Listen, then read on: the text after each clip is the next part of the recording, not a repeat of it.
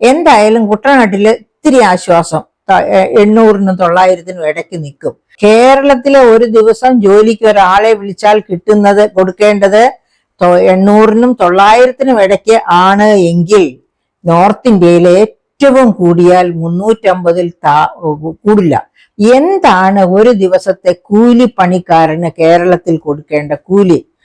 കുട്ടനാട്ടില് അത് 800-നും 900-നും ഇടയ്ക്ക് വരുമെന്നാണ് സോണിച്ചൻ എന്നോട് പറഞ്ഞത്. അപ്പൊ ഞാൻ പറഞ്ഞു തിരുവനന്തപുരത്താണെങ്കിൽ 1250, 1300 ആകുന്നുണ്ട് സോണിച്ച എന്ന് പറഞ്ഞു. അത് പറമ്പ് കിളയ്ക്കാൻ വിളിക്കുമ്പോൾ, വയല് എനിക്കില്ലാത്തത് കൊണ്ട് വയലിലേക്ക് ആളെ വിളിച്ചിട്ടില്ല. അതുകൊണ്ട് വയൽ കൃഷിക്ക് എന്താണ് കൊടുക്കേണ്ടതെന്ന് എനിക്കറിഞ്ഞുകൂടാ. എന്തായാലും കുട്ടനാട്ടില് ഇത്തിരി ആശ്വാസം 800-നും 900-നും ഇടയ്ക്ക് നിൽക്കും. അതേ സമയത്ത് ഈ സപ്പോർട്ട് പ്രൈസ്, കേന്ദ്ര ഗവൺമെന്റ് കൊടുക്കുന്ന സപ്പോർട്ട് പ്രൈസ് കേരളത്തിന് ഉയർന്നതും വടക്കേ ഇന്ത്യയിൽ താഴ്ന്നതുമല്ല, ഒരേ സപ്പോർട്ട് പ്രൈസ് ആണ് ഇന്ത്യയിൽ ആകെ കൊടുക്കുന്നത്. എന്നിട്ട് കേരളത്തിലെ ഒരു ദിവസം ജോലിക്ക് ഒരാളെ വിളിച്ചാൽ കൊടുക്കേണ്ടത് 800-നും 900-നും ഇടയ്ക്ക് ആണ് എങ്കിൽ നോർത്ത് ഇന്ത്യയിലെ ഏറ്റവും കൂടിയാൽ 350-ൽ കൂടില്ല. 350-ൽ കൂടില്ല എന്നുള്ളതിന്റെ യഥാർത്ഥ വസ്തുത എന്താണ്? ഞാൻ അങ്ങനെ ഉറപ്പിച്ചു പറയാനുള്ള വസ്തുത, അതായത് നമ്മുടെ തൊഴിലുറപ്പ് പദ്ധതിയിലെ MGNREGP, മഹാത്മാഗാന്ധി തൊഴിലുറപ്പ് പദ്ധതിയുടെ കൂലി 332 രൂപ, 332 രൂപയോ 33 രൂപയോ മറ്റാണ് ഇപ്പോ. എന്തുകൊണ്ടാണ് അങ്ങനെ ഒരു കൂലി നിശ്ചയിച്ചിരിക്കുന്നത്? അതിനേക്കാൾ താഴെയാണ് വടക്കേ ഇന്ത്യയിലെ മിനിമം സപ്പോർട്ട് പ്രൈസ്. മൻരേഗയുടെ കൂലി ഓരോ പ്രാവശ്യവും ഫിക്സ് ചെയ്യുമ്പോൾ അത് എങ്ങനെയാ? നിലവിലിരിക്കുന്ന മിനിമം സപ്പോർട്ട് പ്രൈസിനേക്കാൾ ഉയർത്തിയാണ് ഫിക്സ് ചെയ്യുന്നത്. എന്തിനാണ് ഗവൺമെന്റ് ഓഫ് ഇന്ത്യ അങ്ങനെ ഉയർത്തി ഫിക്സ് ചെയ്യുന്നത്? ആ തരത്തിലേക്ക് മിനിമം സപ്പോർട്ട് പ്രൈസ് ഉയരാൻ. കാരണം അങ്ങനെ ഉയർത്തിയില്ലെങ്കിൽ എന്ത് സംഭവിക്കും? ജോലിക്കാരെല്ലാവരും ഈ മൻരേഗ പദ്ധതിക്ക്, അതായത് മഹാത്മാഗാന്ധി നാഷണൽ റൂറൽ എംപ്ലോയ്മെന്റ് പ്രോഗ്രാമിൽ തൊഴിലിന് പോകും. അവിടെയാണ് ശമ്പളം കൂടുതലുള്ളത്. അപ്പൊ അത് പേടിച്ചിട്ട് നമ്മുടെ ലാൻഡ് ലോഡ്സും മറ്റുള്ളവരും ഒക്കെ ആ നിരക്കിലേക്ക് കൂലി വർദ്ധിപ്പിക്കും. അതുകൊണ്ടാണ് ഈ മൻരേഗയുടെ കൂലി കുറച്ച് കൂട്ടി ഇടയ്ക്കിടയ്ക്ക് കൂട്ടുന്നത്. അപ്പൊ അതിപ്പോ 332 രൂപയാണെങ്കിൽ അതിനേക്കാൾ താഴെയായിരിക്കും മിനിമം കൂലി. അപ്പൊ വടക്കേ ഇന്ത്യയിൽ 330 അല്ലെങ്കിൽ അതിൽ താഴെയോ കൂലിക്ക് പണിക്കാരെ കിട്ടുമെങ്കിൽ കേരളത്തില് 900 വരെ കൊടുത്താലേ കിട്ടുവൂ. അതിനും കൂടുതൽ കൊടുക്കണം. അതിപ്പോ അവിടെ മാത്രമാണ് ഈ 900. എനിക്ക് തോന്നുന്നു വയനാട് ജില്ലയിലും 800-നും 900-നും ഇടയ്ക്കാണ് കർഷകന് കൂലി കൊടുക്കേണ്ടത്. അപ്പൊ ഇവിടെ ചോദ്യം ഇതാണ്, സംസ്ഥാന ഗവൺമെന്റ് ഇങ്ങനെ കൈ കെട്ടിയിരുന്നാൽ മതിയോ? കേന്ദ്രം തരുന്നത് ഞങ്ങൾ തരുന്നു എന്ന വീറോടെ കർഷകർക്ക് പാഡി റെസീറ്റ് ഷീറ്റായിട്ട് കൊടുക്കുക, സ്വന്തം പോക്കറ്റിൽ നിന്നൊന്നും ഇടാതെ കർഷകനെ ഇതൊക്കെ കേന്ദ്രമല്ല, ഇതൊക്കെ ഞങ്ങൾ തരുന്നതാണ് എന്ന വ്യാജേന പ്രലോഭിപ്പിച്ച് നിർത്തുകയാണോ വേണ്ടത്? അതോ ഈ തൊഴിലിലെ അന്തരം, അതാണ് കോസ്റ്റ് ഓഫ് പ്രൊഡക്ഷൻ, ഉൽപാദന ചെലവ് എന്ന് പറയുന്നത്. അതാണെങ്കിൽ ഏറ്റവും കൂടുതൽ ഉൽപാദന ചെലവ്, ലേബർ കോസ്റ്റ് കൂടിയ കൃഷി എന്ന് പറയുന്നത് നെൽകൃഷിയാണ്. അപ്പൊ അങ്ങനെയുള്ള നെൽകൃഷിക്ക് ഇത്രയധികം ഉൽപാദന ചെലവ് ഉയർന്നു നിൽക്കുമ്പോൾ വടക്കേ ഇന്ത്യയിൽ, അതായത് കേന്ദ്ര ഗവൺമെന്റ് വടക്കേ ഇന്ത്യയിലെ കോസ്റ്റ് ഓഫ് പ്രൊഡക്ഷൻ കണ്ടിട്ടാണ് ഫിക്സ് ചെയ്യുന്നത് minimum support price of rice. അത് തന്നെ കൊടുത്താൽ മതിയോ കേരളത്തിലും? തീർച്ചയായും കേരളത്തിലെ കർഷകർ ഇതിനു വേണ്ടി സമരം ചെയ്യുന്നുവെങ്കിൽ അവരുടെ മുൻനിരയിൽ തന്നെ ഇൻകുലാബ് വിളിക്കാൻ ഞാനും ഉണ്ടാകും. കാരണം കേരളത്തിലെ കർഷകർ ഉയർന്ന കൂലി, അതായത് കോസ്റ്റ് ഓഫ് പ്രൊഡക്ഷൻ വളരെ ഉയർന്നു നിൽക്കുകയാണ് ഇവിടെ. ആ സ്ഥിതിക്ക് കോസ്റ്റ് ഓഫ് പ്രൊഡക്ഷൻ ഉയർന്നു നിൽക്കട്ടെ, തൊഴിലാളികൾക്ക് ഉയർന്ന കൂലി കൊടുക്കട്ടെ, എനിക്ക് അതിനോട് വിരോധമൊന്നുമില്ല.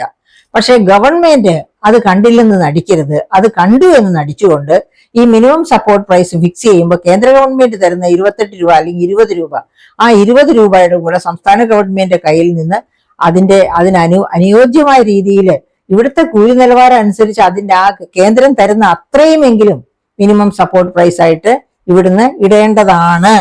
ഇവിടെ കാർഷിക വകുപ്പൊക്കെ 35 രൂപ ആയിട്ടെങ്കിലും ഉയർത്തണം എന്ന് ആവശ്യപ്പെട്ടിട്ടുള്ളതായിട്ടാണ് ഞാൻ കേട്ടിട്ടുള്ളത്. അപ്പൊ കാർഷിക മന്ത്രിയും അങ്ങനെ ആവശ്യപ്പെട്ടിട്ടുണ്ടാകാം. പക്ഷെ ഗവൺമെന്റിന്റെ കർണപുടങ്ങളിൽ അത് എത്തിയിട്ടുണ്ടാവില്ല. എത്തിയാൽ തന്നെയും ഏറ്റിട്ടുണ്ടാവില്ല. അതുകൊണ്ടായിരിക്കും അങ്ങനെ സംഭവിക്കുന്നത്. അപ്പൊ നമ്മുടെ കാർഷിക മേഖലയുടെ ഈ ദുരവസ്ഥ എല്ലാ കാർഷിക മേഖല സമഗ്രമായിട്ട് നോക്കുകയാണെങ്കിൽ റബ്ബറിനൊരു തറവില തരുമെന്ന് പറഞ്ഞിരുന്നു. അത് കൊടുക്കാൻ ഗവൺമെന്റിന് കഴിഞ്ഞിട്ടില്ല. റബ്ബർ കർഷകരെല്ലാം റബ്ബർ വെട്ടി വിറ്റുകൊണ്ടിരിക്കുന്നു. ഇനി കുറച്ച് കഴിയുമ്പോഴത്തേനും ഭയങ്കരമായിട്ട് നാച്ചുറൽ റബ്ബറിന്റെ വില ഉയരും. കാരണം അതൊരു ചാക്രികതയുള്ള ഉൽപ്പന്നമാണ്.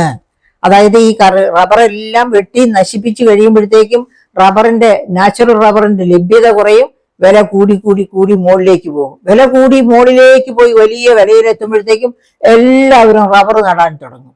ആ റബ്ബർ ഒരു 6 വർഷമായി റബ്ബർ വെട്ടാൻ തുടങ്ങുമ്പോഴത്തേക്കും വീണ്ടും വില പതുക്കെ താഴാൻ തുടങ്ങും. അതായത് അതിന്റെ ക്വാണ്ടിറ്റി ഉൽപാദനം കൂടുന്നതനുസരിച്ച് വില പിന്നെയും താഴേക്ക്. അപ്പൊ അങ്ങനെ ഒരു ചാക്രികതയുള്ള ഉൽപ്പന്നമാണ് എന്ന് റബ്ബർ കർഷകർക്ക് പറഞ്ഞു കൊടുത്ത് അവരെ അതിൽ പിടിച്ചു നിർത്താനുള്ള സേവനം പോലും റബ്ബർ ബോർഡോ മറ്റേ ഗവൺമെന്റ് ഉദ്യോഗസ്ഥരോ ചെയ്യുന്നില്ല. കാർഷിക വകുപ്പിലെ ഉദ്യോഗസ്ഥരോ ചെയ്യുന്നില്ല എന്നുള്ളതാണ് കഷ്ടം. ഇനി നമ്മൾ നാളികേരത്തിന്റെ കാര്യം ഒന്ന് എടുത്തു നോക്കൂ. നാളികേരം ഇപ്പൊ നമുക്കറിയാം, കേരളത്തിലെ അതായത് ദേശീയ ശരാശരി വിലക്കയറ്റം 1.07 എത്തിയ സമയത്തും കേരളത്തിലെ ഗ്രാമങ്ങളിൽ 10% മുകളിലും പട്ടണങ്ങളിൽ 9% മുകളിലുമാണ് വിലപ്പെരുപ്പ നിരക്ക്. അത്ര ഉയർന്ന വിലക്കയറ്റ നിരക്കാണ് കേരളത്തിലുള്ളത്. അപ്പൊ ഈ തേങ്ങയുടെ വില നോക്കൂ. തേങ്ങയുടെ വില ഒരു 150-200 രൂപയ്ക്കൊക്കെ 1 കിലോ വെളിച്ചെണ്ണ കിട്ടുമായിരുന്നതാണ് 500 രൂപ വരെ കൊടുത്ത് നമ്മൾ ഈ കഴിഞ്ഞ ഓണത്തിനൊക്കെ മേടിക്കേണ്ടി വന്നത്. വെളിച്ചെണ്ണയ്ക്കകത്ത് മായം കലർത്തിയ വെളിച്ചെണ്ണ ടൺ കണക്കിന്, ആയിരക്കണക്കിന് ടൺ വെളിച്ചെണ്ണയാണ് പിടിച്ചെടുക്കേണ്ടി വന്നത്. ഇതൊക്കെ കേരളത്തിന്റെ തെങ്ങിന്റെ അവസ്ഥയാണ് കാണിക്കുന്നത്. അതായത് ഈ അടുത്ത ദിവസം ഗുജറാത്തിലെ കോക്കനട്ട് ഡെവലപ്മെന്റ് ബോർഡിന്റെ പഠനമാണ്, കോൺഗ്രസ് കോക്കനട്ട് ഡെവലപ്മെന്റ് ബോർഡിന്റെ പഠനം അനുസരിച്ച് ഗുജറാത്തിലെ 9ാം സ്ഥാനമാണ് ഏരിയ അണ്ടർ കോക്കനട്ട്. അതായത് തെങ്ങ് കൃഷിയുടെ കാര്യത്തിലെ 9ാം സ്ഥാനമേ ഗുജറാത്തിനുള്ളൂ. പക്ഷെ ഈ അടുത്ത കാലത്ത് 2014-നും 2024-നും ഇടയ്ക്ക് വൻ കുതിച്ചു ചാട്ടമാണ് ഗുജറാത്തിലെ തേങ്ങ ഉൽപാദനത്തിൽ ഉണ്ടായിട്ടുള്ളത്. തേങ്ങ ഉൽപാദനത്തിൽ ഏരിയയിലും ഉണ്ടായിട്ടുണ്ട്. 900 ഹെക്ടർ 2014-നും 2024-നും ഇടയ്ക്ക് 4900 ഹെക്ടർ അധികം തെങ്ങ് കൃഷി അവിടെ വന്നിട്ടുണ്ടെന്നാണ് കണക്ക്, കോക്കനട്ട് ഡെവലപ്മെന്റ് ബോർഡിന്റെ കണക്ക് പറയുന്നത്. പക്ഷേ നാളികേരത്തിന്റെ ഉൽപാദനത്തിൽ വന്ന വർധനവാണ് അതിശ്രേഷ്ഠം. ഉൽപാദനത്തിൽ വന്ന നേട്ടം, അതിന്റെ കാരണം എന്താണ്? തേങ്ങാ ഉൽപാദനത്തിൽ ഒരു റവല്യൂഷൻ ഉണ്ടാകാനുള്ള കാരണം എന്താണ്? അതിന് വേറെ കാരണങ്ങളൊന്നുമില്ല. ഈ കാലഘട്ടത്തില് 1 ഹെക്ടർ തെങ്ങ് കൃഷിക്ക് 37,500 രൂപ വരെ ഒരു കർഷകന് വായ്പയായിട്ട് കൊടുക്കും. അതായത് ആ കൃഷിയുടെ 75% ചെലവ്, തെങ്ങ് കൃഷിയുടെ ഒരു ഹെക്ടർ തെങ്ങ് കൃഷിക്ക് 75% ചെലവും വഹിക്കുന്നത് സംസ്ഥാന ഗവൺമെന്റ് ആണ്. അങ്ങനെ ഏറ്റവും കൂടുതൽ ഒരു ഹെക്ടറിന് 37,500 രൂപ വരെ വായ്പ കിട്ടും. പിന്നെ അതുപോലെ ഈ 37,500 കിട്ടുന്നത് കൂടാതെ പെസ്റ്റിസൈഡ്, അതായത് നമുക്കറിയാം കേരളത്തിൽ തേങ്ങ ഇല്ലാതെ പോയതും തേങ്ങയുടെ വിലക്കയറ്റം ഉണ്ടാകുന്നതിന്റെ കാരണം ഒന്നാമത് ഈ അടുത്ത നാളിലൊന്നും കെമിക്കൽ ഫെർട്ടിലൈസേഴ്സ് വേണ്ട രീതിയിൽ തെങ്ങിന് അപ്ലൈ ചെയ്യുന്നില്ല. തെങ്ങിന് എങ്ങനെയാണ് ഇപ്പൊ കെമിക്കൽ ഫെർട്ടിലൈസേഴ്സ് അപ്ലൈ ചെയ്യേണ്ടത്? 1 കിലോ നൈട്രജൻ ഇടുന്നു ഒരു തെങ്ങിനെന്നിരിക്കട്ടെ, 1/2 കിലോ ഫോസ്ഫേറ്റ് മതി, 2 കിലോ പൊട്ടാസ്യം വേണം. അതാണ് അതിന്റെ പ്രപ്പോർഷൻ എന്ന് പറയുന്നത്. തെങ്ങിന്റെ ഫെർട്ടിലൈസറിന്റെ പ്രപ്പോർഷൻ. നിങ്ങൾ 1 കിലോ നൈട്രജൻ ആണ് ഇടുന്നതെങ്കിൽ 1/2 കിലോ ഫോസ്ഫേറ്റ് ഇടണം, 2 കിലോ പൊട്ടാസ്യം ഇടണം.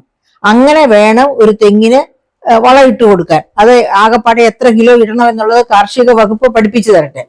അപ്പൊ അങ്ങനെ ഫെർട്ടിലൈസർ അപ്ലൈ ചെയ്യുന്നതിന് വേണ്ടി അതുപോലെ പെസ്റ്റിസൈഡ്സും, അതായത് മണ്ടരിയോ മണ്ടച്ചീയലോ അങ്ങനെ ഏത് തരം രോഗമുണ്ടോ അതിന് അനുസൃതമായ ചികിത്സാ വിധികൾ അതും കൂടി നടത്തുന്നതിന് 1 ഹെക്ടറിന് 5000 രൂപ വീതമാണ് ഗുജറാത്ത് കൊടുക്കുന്നത്. അപ്പൊ ഗുജറാത്ത് 17,500 രൂപ ഓരോ ഹെക്ടറിനും തെങ്ങ് കൃഷിക്ക് വേണ്ടി കൊടുക്കുന്നു.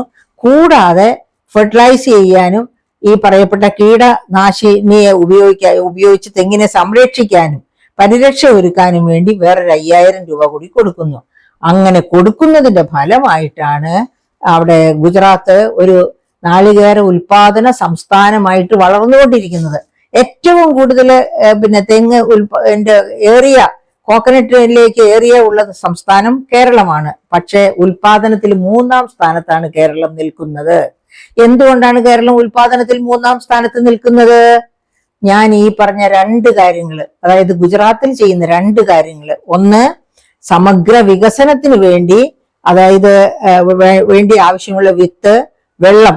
കോക്കനട്ടിന് നല്ല നനവ് ആവശ്യമാണ് കേട്ടോ. അപ്പൊ വേനൽക്കാലങ്ങളിലൊക്കെ ഒരു 16 ലിറ്റർ വെള്ളം ഒരു ദിവസം ഒരു തെങ്ങിന് വേണമെന്നാണ് വേനൽക്കാലത്ത്. ആ വെള്ളമോ അതുപോലെ വേണ്ടത്ര വളമോ കൊടുക്കാത്തത് കൊണ്ടാണ്. ആ വെള്ളം കൊടുക്കാനുള്ള ഇറിഗേഷൻ ഫെസിലിറ്റി വേണം. കേരളത്തിന്റെ ഇറിഗേഷൻ ഫെസിലിറ്റി എത്ര? 44 പുഴകൾ ഉണ്ട് സുഹൃത്തുക്കളെ. പക്ഷേ ഓൾ ഇന്ത്യ തലത്തില് പുഴകളുടെ എണ്ണം കുറവാണ്. പക്ഷേ ഇറിഗേഷൻ ഒരു 47% കൃഷിയും ഇറിഗേറ്റഡ് ആണ് ഓൾ ഇന്ത്യ തലത്തിൽ. കേരളത്തിലെ 44 പുഴകൾ ഉണ്ടായിട്ടും 19% കൃഷിയെ ഇറിഗേറ്റഡ് ആയിട്ടുള്ളൂ. എന്ന് വെച്ചാൽ നമ്മുടെ പറമ്പുകളിലുള്ള തെങ്ങൊക്കെ വെള്ളം കിട്ടാതെ ദാഹിച്ചു വലഞ്ഞ്, വളം കിട്ടാതെ ക്ഷീണിച്ച് മെലിഞ്ഞു പോകുന്നു. അതുകൊണ്ടാണ് തേങ്ങ ഉൽപാദനത്തിൽ, തേങ്ങ കൃഷിയില് 1-ാം സ്ഥാനത്താണ് ഏക്കറേജ്, പക്ഷേ ഉൽപാദനത്തിൽ 3-ാം സ്ഥാനത്താണ്. നമുക്ക് മുൻപിലാണ് തമിഴ്നാട്, കർണാടകം ഒക്കെ. അപ്പോൾ അങ്ങനെയുള്ള ഒരു സാഹചര്യത്തിൽ എന്തുകൊണ്ടാണ് ഇങ്ങനെ നമ്മുടെ നാളികേര കൃഷി നശിച്ചു പോകുന്നത്?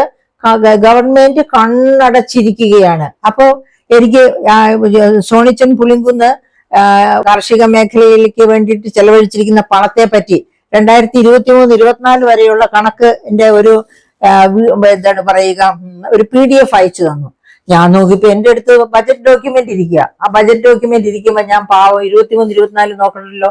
25-26 കൃഷിക്ക് എന്ത് കൊടുത്തിരിക്കുന്നു എന്ന് നമുക്ക് നോക്കാം. നമ്മുടെ ബഹുമാനപ്പെട്ട ധനമന്ത്രി ശ്രീ ബാലഗോപാല് ഇവിടെ കൃഷിക്കായിട്ട് കൊടുത്തിരിക്കുന്നത് അഗ്രികൾച്ചർ ആൻഡ് അലൈഡ് ആക്ടിവിറ്റീസ്, അതായത് കൃഷിയും കാർഷികാനുബന്ധ ആവശ്യങ്ങളും മേഖലകളും അവയ്ക്ക് വേണ്ടി മാറ്റിവെച്ചിരിക്കുന്നത് 7702.09 കോടി രൂപയാണ്.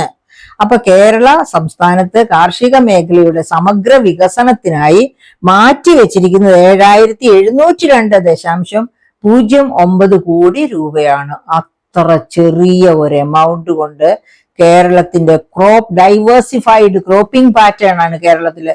തെങ്ങുണ്ട്, കശുമാവുണ്ട്, അതുപോലെ തന്നെ നമുക്ക് എന്തെല്ലാം വിളകളുണ്ട്, റബ്ബറുണ്ട്, നെൽകൃഷിയുണ്ട്, അങ്ങനെ നിരവധി തരം കൃഷികളുള്ള ഒരു കേരളം. ആ കേരളത്തിൽ 7702.09 കോടി രൂപ കൊണ്ട് എന്ത് കാർഷിക വികസനമാണ് സാധ്യമാവുക? അതുകൊണ്ടാണല്ലോ, അതായത് വയനാട് ജില്ലയിൽ നിന്ന് ആദിവാസികളെ തന്നെ വാച്ചർമാരായിട്ട്, ആന വരുന്നതിനെയൊക്കെ നിരീക്ഷിക്കാനും ഒക്കെ ആദിവാസികൾക്ക് കുറച്ചും കൂടി ധൈര്യം ഉണ്ടെന്ന് പറഞ്ഞിട്ട്, പക്ഷെ അവിടെ നിന്നുള്ളവർ പറയുന്നത് ആദിവാസികൾ ആനയുണ്ടെന്ന് കേട്ടാൽ പിന്നെ ആ ഭാഗത്തേക്ക് പോവില്ല. അതേ സമയത്ത് ആദിവാസികളല്ലാത്ത മൈഗ്രൻസ്, അതായത് അവിടെ സ്ഥിരതാമസമായിട്ടുള്ള പതിറ്റാണ്ടുകളായി അവിടെ താമസിച്ചുകൊണ്ടിരിക്കുന്ന അങ്ങനെയുള്ളവരും ചിലരൊക്കെ വാച്ചർമാരായിട്ടുണ്ട്. ഈ 2 കൂട്ടം വാച്ചർമാർക്ക് അവരുടെ ശമ്പളം കൊടുക്കുന്നില്ല. അപ്പൊ പിന്നെ അവർ ആനയുടെ പുറകെ പോകുമോ, ആനയുടെ കുത്തു മേടിക്കാനായിട്ട്? അപ്പൊ അതിന് പോലും പൈസ ഇല്ല. ഈ വാച്ചറായിട്ട് തദ്ദേശവാസികളെ അപ്പോയിന്റ് ചെയ്തിട്ട് ആ വാച്ചർമാരുടെ മിനിമം വളരെ ചെറിയ ശമ്പളമാണ് അവർക്ക് കൊടുക്കുന്നത്. അത് കൊടുക്കാൻ പോലും മെനക്കെടാത്ത ഒരു ഗവൺമെന്റ്.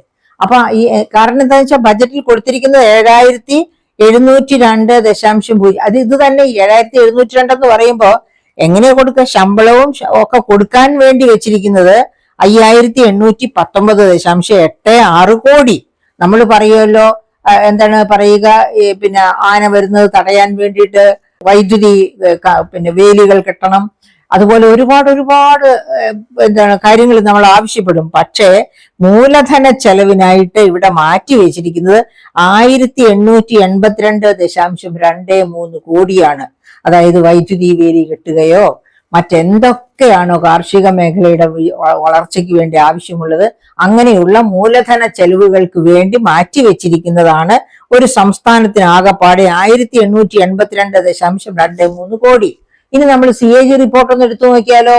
ഇങ്ങനെ ഓരോ വകുപ്പിനും കൊടുത്തിരിക്കുന്ന പ്ലാൻ ഫണ്ട്, ഇങ്ങനെയുള്ള വികസനത്തിന് വേണ്ടി മാറ്റിവെക്കുന്ന ഫണ്ടിനെയാണ് പ്ലാൻ ഫണ്ട് എന്ന് പറയുന്നത്. പദ്ധതി വിഹിതം. ആ പദ്ധതി വിഹിതത്തിന്റെ 50% വെട്ടിക്കുറച്ചതായിട്ട് നമ്മുടെ ബഹുമാനപ്പെട്ട ധനമന്ത്രി തന്നെ കഴിഞ്ഞ ഡിസംബറിൽ പറഞ്ഞിരുന്നു. 2024-25 ബജറ്റിലെ 50% പ്ലാൻ ഫണ്ട് വെട്ടിക്കുറച്ചിരിക്കുന്നു. അതിന്റെ പരിണിത ഫലമാണ് നമ്മളിപ്പോ ആരോഗ്യ മേഖലയിൽ നോക്കിയാല്, വിദ്യാഭ്യാസ മേഖലയിൽ നോക്കിയാല് ട്രൈബൽ സ്റ്റുഡൻസിന് സ്കോളർഷിപ്പ് കിട്ടുന്നില്ല, അവർക്ക് ബസ് ഇല്ല, അത് കാരണം അവരൊക്കെ വീട്ടിൽ പോയിരിക്കുകയാണ് സ്കൂളിൽ പോകാതെ. അങ്ങനെ ഏത് മേഖലയിൽ നോക്കിയാലും പ്ലാൻ ഫണ്ട് വെട്ടിക്കുറച്ചു. നോൺ പ്ലാൻ ഫണ്ട് കൊടുത്തിരിക്കുന്നത് ശമ്പളവും പെൻഷനും ആവശ്യങ്ങളും കൊടുക്കാൻ മാത്രമാണ് താനും ഉള്ളത്. അവിടെ പോലും കൊടുക്കാൻ പറ്റാതെ വരുന്നു. അതുകൊണ്ടാണല്ലോ വാച്ചർമാരുടെ ശമ്പളം കിട്ടുന്നില്ല എന്ന് അവര് കംപ്ലൈന്റ് പറഞ്ഞുകൊണ്ടിരിക്കുന്നത്. അവരെന്നെ വിളിച്ച് ആവശ്യപ്പെടാറുണ്ട്, പ്ലീസ് ഞങ്ങളുടെ കാര്യം ഏഷ്യാനെറ്റിലോ മറ്റോ മനോരമയിലോ മാതൃഭൂമിയിലോ ചാനലിലോ ഒന്ന് പറ, അവര് പറഞ്ഞാലെങ്കിലും ഞങ്ങളുടെ ശമ്പളം കിട്ടട്ടെ എന്ന് പറയാറുണ്ട് ആ വാച്ചർമാരുടെ സമൂഹം, പ്രിയപ്പെട്ട സുഹൃത്തുക്കളെ. അപ്പൊ ഇങ്ങനെ കുറച്ചു മാത്രം കാർഷിക മേഖലയ്ക്ക് വേണ്ടി മാറ്റിവെക്കുക, കാർഷിക മേഖലയ്ക്ക് ഒന്നാം പ്രയോറിറ്റി കൊടുക്കേണ്ടതാണ്. കാരണം അന്നമുണ്ടെങ്കിലേ നമുക്ക് ജീവിച്ചിരിക്കാൻ ഒക്കൂ. അത് മാത്രവുമല്ല, 2030 ആകുമ്പോഴത്തേനും മില്ലേനിയം ഡെവലപ്മെന്റ് ഗോൾസ്, അതായത് പട്ടിണിയില്ലാത്ത, പോഷകാഹാര ദാരിദ്ര്യമില്ലാത്ത, ഇത് രണ്ടും 2 ഗോൾസ്, 17 ഗോൾസ് ആണ് മില്ലേനിയം ഡെവലപ്മെന്റ് ഗോൾസ് ആയിട്ടുള്ളത്. അതിലെ 2 എണ്ണമാണ് പട്ടിണി ഇല്ലാത്ത ലോകം, അതുപോലെ പോഷകാഹാര ദാരിദ്ര്യമില്ലാത്ത ലോകം. ഇത് രണ്ടും ഉണ്ട് എന്നുള്ളത് മനസ്സിലാക്കിക്കൊണ്ട് വേണം കാർഷിക മേഖലയ്ക്ക് വേണ്ടി ആരും നയരൂപീകരണം നടത്താനും ഫണ്ട് അലോക്കേറ്റ് ചെയ്യാനും. അപ്പൊ അത് കേരള ഗവൺമെന്റ് തീർച്ചയായിട്ടും ശ്രദ്ധിക്കണം എന്നാണ് നമുക്ക് പറയാനുള്ളത്.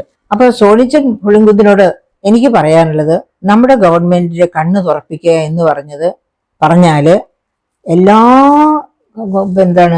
തൊഴിലാളി സംഘടന, അതായത് കാർഷിക മേഖലയിലുള്ള എല്ലാ തൊഴിലാളി യൂണിയനുകളും കൂടി ചേർന്ന് നിന്ന് കർഷകരുടെ ആവശ്യങ്ങളാണ് ഇവയൊക്കെ അതായത് ഓർമ്മയുണ്ടല്ലോ, നരേന്ദ്രമോദി മുട്ടുമടക്കിയൊന്നുമില്ല. നരേന്ദ്രമോദി അവരെ പറഞ്ഞ് ആശ്വസിപ്പിച്ചു വിട്ടേ ഉള്ളൂ, ഒരു കാര്യം ഇപ്പോഴും നടത്തിയിട്ടൊന്നുമില്ല. അതായത് 800 ദിവസത്തിലധികം നീണ്ട സമരം നടത്തി ഓൾ ഇന്ത്യ കർഷക യൂണിയനുകളെല്ലാം, ഈവൻ BMS പോലും ആ സമരത്തിൽ പങ്കെടുത്തു. എന്നിട്ട് പോലും അവരെ സമാശ്വാസമൊക്കെ പറഞ്ഞു വിട്ടു, കാര്യങ്ങളൊന്നും ഇതുവരെ നടന്നിട്ടില്ല. പക്ഷെ ഇവിടെയും കേരളത്തിലും അതുപോലെ കർഷക യൂണിയൻ, എല്ലാ തരം യൂണിയനുകളും കൂടി ഒന്നിച്ചു നിന്ന് ഗവൺമെന്റിന്റെ മുൻപില് ആവലാതികളും വ്യവലാതികളും പറയണം. അത് മാത്രവുമല്ല, ആശാസമരക്കാര് പോലെ അല്ലല്ലോ കർഷകർ ഈ സംസ്ഥാനത്തെ ഊട്ടുകയും തീറ്റുകയും ഒക്കെ ചെയ്യേണ്ടതാണ്. ഇവിടുത്തെ ഡൈവേഴ്സിഫൈഡ് ക്രോപ്പിംഗ് പാറ്റേൺ ആണ് ഇവിടുത്തെ ക്യാമ്പസുകളിൽ സ്റ്റാർട്ടപ്പുകളായിട്ട് വളർന്നു വരികയും അവർക്ക് ഇന്റേൺഷിപ്പ് ഫെസിലിറ്റി കൊടുക്കുകയും ചെയ്യേണ്ടത്. ഇതൊക്കെ മനസ്സിൽ ഓർത്തുകൊണ്ട് ഈ സർക്കാരിന്റെ മുൻപില് ശക്തമായി നിങ്ങൾ കാർഷിക മേഖലയെ ഉയർത്തിപ്പിടിക്കാൻ പറ്റുന്നു എങ്കിൽ തീർച്ചയായിട്ടും ഒരു പരിധിവരെ ഇത്തരം പ്രശ്നങ്ങൾക്ക് പരിഹാരം കാണാൻ പറ്റും. ഇല്ലെങ്കിൽ നമുക്ക് അടുത്ത ഗവൺമെന്റ് വരുന്നവരെ കാത്തിരിക്കാം എന്നുള്ളതാണ്. ഇനി ആ ഗവൺമെന്റും ഈ ഗവൺമെന്റ് തന്നെ ഇത് തന്നെ എക്സ്റ്റൻഷൻ ആയിരിക്കുമോ, അത് നമ്മുടെ നാട്ടുകാരുടെ യുക്തിബോധം അനുസരിച്ചിരിക്കും. അവർക്ക് തോന്നുന്നു ഈ ഗവൺമെന്റ് തന്നെ വീണ്ടും വരണമെന്നാണെങ്കിൽ വരട്ടെ, അതല്ലാതെ നമുക്കൊന്നും പറയാൻ പറ്റില്ല.